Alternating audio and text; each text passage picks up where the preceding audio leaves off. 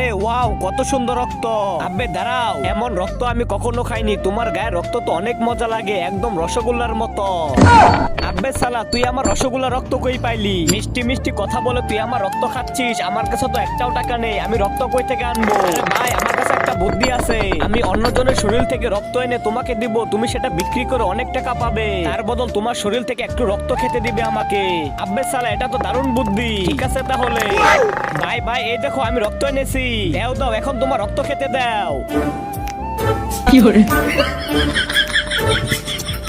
যাই যাই, আমি রক্ত বিক্রি করে আনি।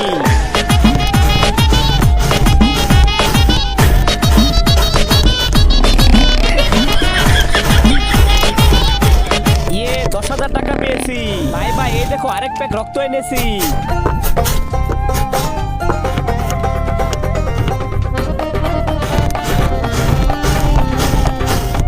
ভাই ভাই, এই দেখো আবার এনেছি। আব্বে, রক্ত বেচে তো আমি অনেক টাকার মালিক হয়ে গেছি। ভাই, এই দেখো আবার রক্ত এনেছি। আব্বে, আমি আর এই কাজ করব না। আরে ভাই, এটা তুমি কি বলতেছো? আরে হ্যাঁ, আমি আর এই কাজ করব না। আমি এখন অনেক টাকার মালিক হয়ে গেছি, এখন এই কাজ করব না আমি। ভাই, তুমি আমাকে মাফ করো। আমি সকল মশাদের কথা দিয়েছি তোমার রক্ত খাওয়াবো। তুমি শেষবারের মতো তাদেরকে রক্ত খেতে দাও। ঠিক আছে তাহলে, তুমি তাদেরকে ডাক দাও।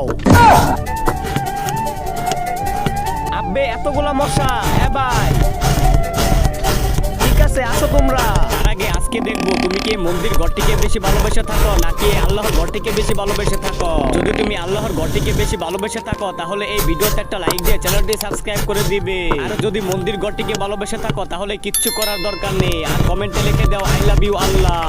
চলো রে চলো।